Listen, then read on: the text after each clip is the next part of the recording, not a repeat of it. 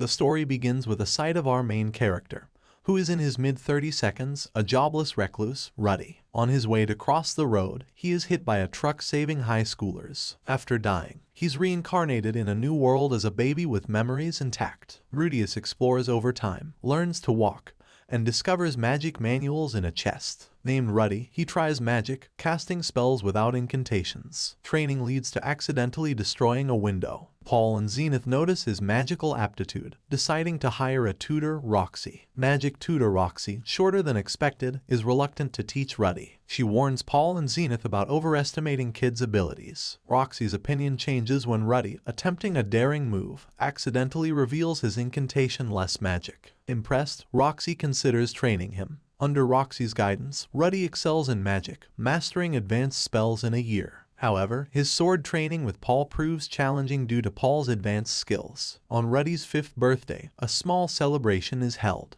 Paul gifts him a sword, Zenith gives a book, and Roxy provides a wand, signaling his final lesson. Roxy urges Ruddy outside for the last demonstration, but trauma from his past life hinders him. With Roxy's encouragement, Ruddy overcomes his fear. In the field, Roxy initiates a spell, creating a thunderstorm. Ruddy, wielding his new wand, surpasses Roxy's demonstration with the same spell. Roxy declares him graduated, emotionally bidding farewell to the Grey household. Discovering a box of Roxy's panties, Ruddy humorously claims he'll treasure it and prays to it regularly. Overcoming his fear of going outside, Ruddy starts enjoying outdoor activities. While outside, he witnesses boys bullying a dirty elf named Sylph. Empathizing with Sylph, Ruddy uses magic to clean his hair. Sylph expresses a desire to learn magic, and Ruddy becomes his mentor. Sylph progresses well and wants to master incantation-less magic. Ruddy, initially doubtful, is surprised when Sylph succeeds, shattering Ruddy's dreams of uniqueness. Caught in a storm, Ruddy takes Sylph home.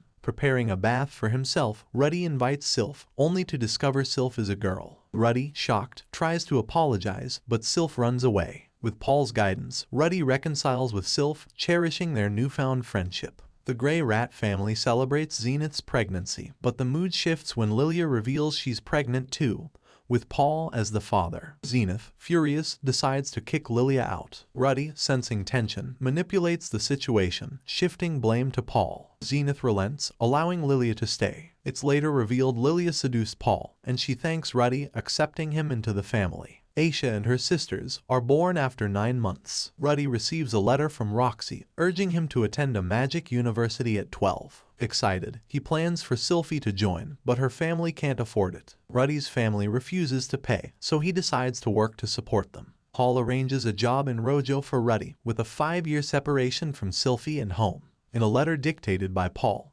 Ruddy learns about the arrangement and reflects on his relationship with Kayleen. Arriving in the city of Ro, Ruddy discovers his job is to tutor a girl named Eris, who greets him with hostility and a punch. To earn her respect, Ruddy suggests a fake kidnapping, but it turns real due to a servant's betrayal. Ruddy protects Eris during the ordeal, using his magic to fend off the kidnappers until Elinolise intervenes. Eris, now grateful, accepts Ruddy as her teacher, dropping formal titles. Philip, Eris's father, thanks Ruddy but warns him to keep their connection secret to avoid further danger. Ruddy undertakes the task of teaching Eris magic and reading, while Galain imparts swordsmanship. Eris excels in swordsmanship but lacks interest in other subjects. Ruddy seeks Elinolise's help to motivate Eris, and Galain shares an adventurous story to inspire her. To keep Eris engaged, Ruddy grants her a weekly day off, during which they explore the market. During the market visit, Eris, unaware of Ruddy's perversion, buys him an aphrodisiac as a gift. Ruddy, flustered, accepts it.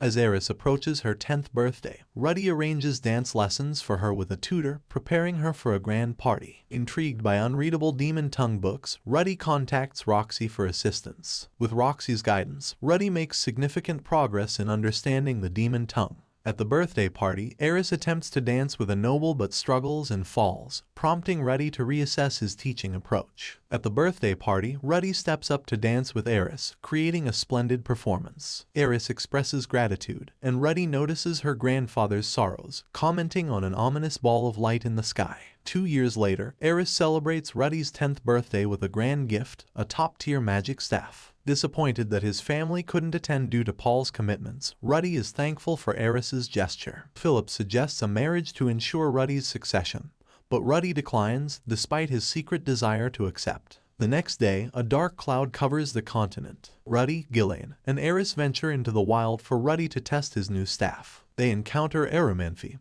who attacks Ruddy thinking he caused the dark clouds. Gillian clarifies the misunderstanding, and as Ruddy demonstrates, a burst of light engulfs them. Ruddy awakens in a mist-filled place, wondering if his past 10 years were just a dream. Ruddy and Eris wake up in a mysterious place and meet a strange person named Man-God, who urges Ruddy to help the man he encounters after waking up. They meet Richard Supardia, a demon from the feared Supers race, and Ruddy assures him of their non-hostility. After Eris wakes up and reacts fearfully to Rudeus, they head to Migurdia village, Roxy's birthplace. In Migurdia village, Rudeus explains the cursed spears given by demon god Laplace, turning the Supers into murderers. Ruddy, feeling a sense of atonement, decides to help Rudeus and Eris. The trio embarks on a journey through the demon continent. Before leaving, Ruddy promises to return one day as Roxy's husband. Arriving at Rikarisu village, Ruddy disguises Rudeus with blue hair to pass as a Migurdia tribe member. They enroll in a guild as Team Dead End to earn money but struggle with low-ranking missions. Van-God advises them to take on the final Lost Pet mission, which leads to a confrontation with a party kidnapping people. Ruddy insists Rudeus refrain from killing, and he directs the team to tackle dangerous missions to secure funds for their journey. After the Mana Surge in Fitoa, Ruddy's original family is scattered. Ruddy and his party take on a quest to slay a powerful monster in the forest, joining forces with others. The encounter proves dangerous, and Ruddy's hesitation leads to the death of a party member. Richard saves Ruddy, and Heat and Eris defeat the monster. Rudeus expresses anger at Ruddy's delay but later apologizes. When a man threatens to expose Ruddy's plan to exploit party members, Rudeus reveals his identity and intimidates the informant. The group leaves the village, aiming for a coastal city near the continent's edge. Ruddy and Rudeus reconcile, with Rudeus accepting Ruddy as a warrior and disguising his appearance. They reach a coastal city where Roxy is also searching for Paul's missing family. Roxy sees posters of the popular Dead End group but doesn't recognize Ruddy listed as the Kennel Master. Guided by the Man-God, Ruddy encounters Slowey, the demon empress Kashirika,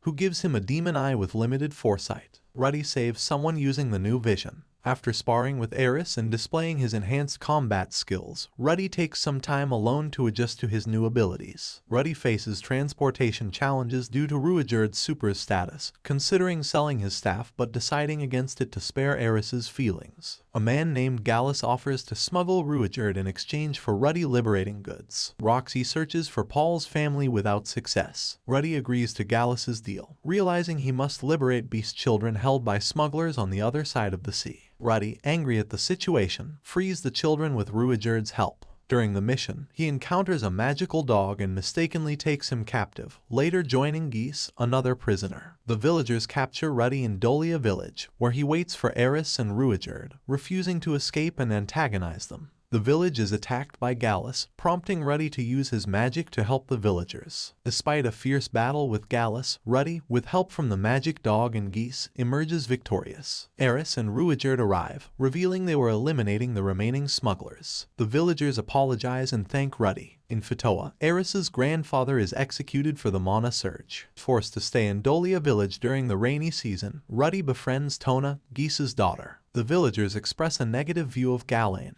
believing she abandoned them. Eris starts teaching Tona sword fighting, and they become close friends. Geese shares that Galain's rebellious nature led the villagers to believe it was best for her to leave with adventurers. The trio, along with Geese, arrives in the capital city of Milis. After splitting up, Ruddy suggests they take a day off to do their own things. While alone, Ruddy follows suspected kidnappers, attempting to save a group, including a cat girl. Intercepted by a skilled swordsman, it's revealed to be Paul, now a devastated and drunkard figure. Paul informs Ruddy that everyone from their party was a victim of the Mana Surge, searching for their families. Ruddy, unable to confirm their safety, shares his own adventures in a seemingly happy tone, leading to a misunderstanding. A fight ensues, interrupted by Norn, and Ruddy, feeling awkward, runs away from the situation. As Ruddy grapples with the weight of his past memories, Eris tries to console him. Geese confronts Paul, expressing that Ruddy, despite his talents, is just a 10-year-old child who survived the challenges of the demon continent.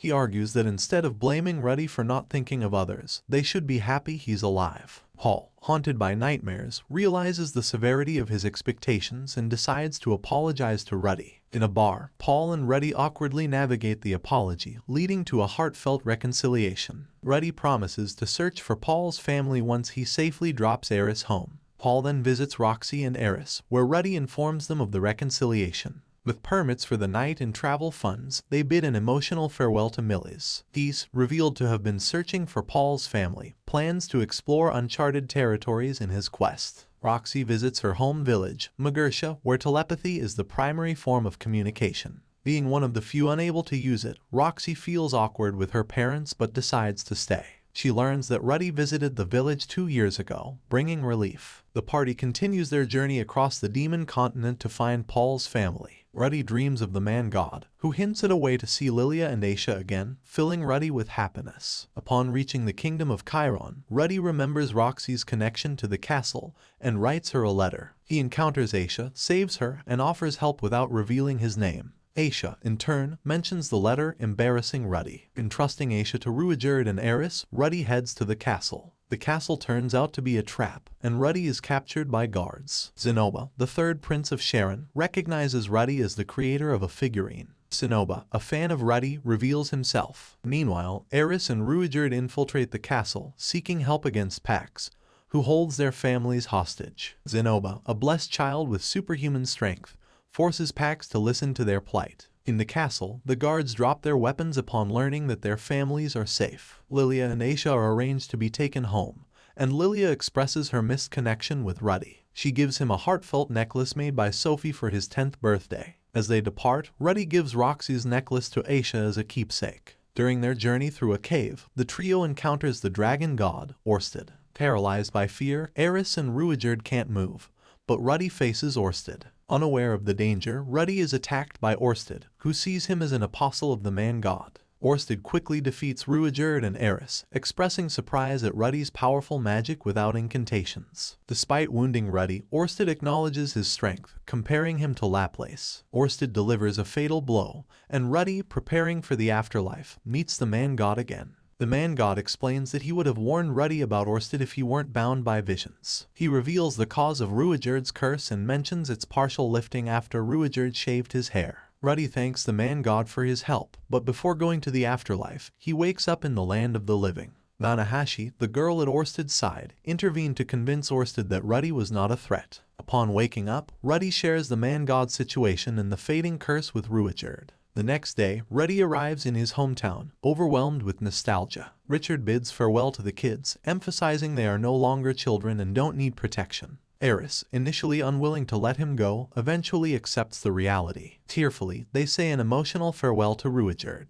As Ruddy reaches Ro, he finds the city in ruins, and Eris's parents are dead. Despite offers from Greyrat's branch families to marry her, Killian opposes the idea. Eris doesn't give a clear reply, but later at night, she visits Ruddy's tent. Overwhelmed by sadness, Eris seeks comfort from Ruddy, and their emotional connection takes a more intimate turn despite Ruddy's initial reluctance. Following the intimate encounter with Eris, Ruddy wakes up the next day filled with happiness. However, his joy turns to shock when he discovers that both Eris and Killian have disappeared. Overwhelmed by depression, Ruddy secludes himself, spending lonely days with flashbacks from his previous life haunting him. Meanwhile, Eris embarks on a journey with Killian to become stronger and protect Ruddy from the looming threat of Orsted. Rudeus continues his heroic deeds, saving people from beasts, and embracing his superbird identity. Geese and Zinnoba, each on their own journey, fondly reminisce about Ruddy. Roxy, in her innocent and naive manner, encounters Kashirika and gathers information about Paul's family. She learns that Lilia, Aisha, Norn, and Paul have reunited, with Zenith located in the labyrinth city of Raffen on the larger continent. Armed with this knowledge, Roxy expresses gratitude and heads towards Zenith with her party. Amidst the emotional turmoil, Ruddy experiences a flashback to his past life, recalling Zenith's beautiful declaration of love. Inspired by this memory, Ruddy gathers the strength to step forward and decides to rescue Zenith,